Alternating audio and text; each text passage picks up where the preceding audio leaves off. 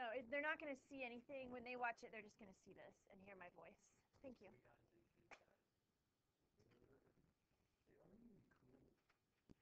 Okay, 4 graphs, 4 equations. So your quiz is going to look exactly like this review sheet.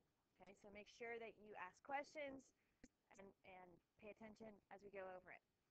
When I look at the graphs, I see 2 graphs that are opening up, and I see 2 graphs that are opening down. So right off the bat, when I look at my equations, I want to look for that negative out in the front. So I see on number 3, it's got a negative out in the front. So this graph has to go open down because it's got a negative number in the front. Number 4, the graph is also going to open down because it has a negative value out in the front. So number 1 is going to open up, and number 2 is going to open up. Okay? Any questions so far? All right. So now I want to look at the vertices of these graphs. The vertex of this first one is over 3 units and up 4 units. That means that this parabola, bless you, has been shifted to the right 3 and up 4. So its equation is going to have an x minus 3 quantity squared, because a minus on the inside makes the graph go left or right. Or, I'm sorry, minus on the inside makes the graph go to the right. 4 up, you need to add 4 on the outside. So now I'm going to look at my equations. I need a minus 3 on the inside and a plus 4 on the outside. Number 1 has a minus 3 on the inside and a plus 4 on the outside. Number 2 has a minus 3 on the inside and a plus 4 on the outside. Okay, so I need to look further then.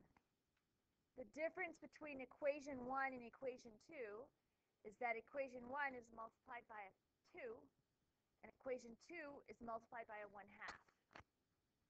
The 2 on the outside of number 1 is going to make the graph more narrow. It's going to make the graph narrow. The 1/2 on the outside of number 2 is going to make the graph wider. So now we go back and look at the graphs. They're exactly the same in terms of a shift to the right 3 and up 4, but the 2 on the outside is going to be a narrower graph. The 1/2 is going to be a wider graph. So that means that equation 1 goes with this graph here, and equation 2 goes with this graph here.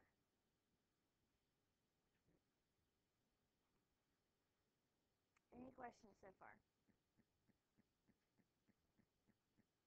Okay. Now we've got equation 3 and 4 and these 2 graphs down here. So again, I want to look at the vertices and see how the graphs have been shifted. This graph here on the bottom left has been shifted to the left 1, and it's been shifted down, left 1 and down 2. Left 1 and down 2. Left 1 in the equation is going to be an x plus 1. Whoops, let me fix that. X plus 1 quantity squared. Down 2 is going to make it minus 2. Now we know there's some kind of number out here in the front that's negative, but let's look at the equations and maybe we can just use process of elimination.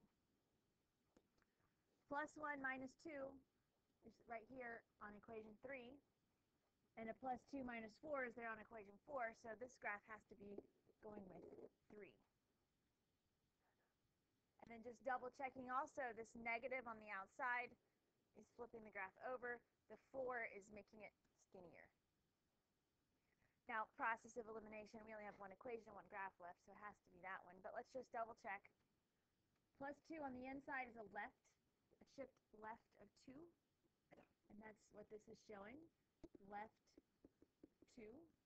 And it's showing down 4. And that's what this equation is showing. Left 2 and down 4 with a reflection over the x-axis. So this is equation 4.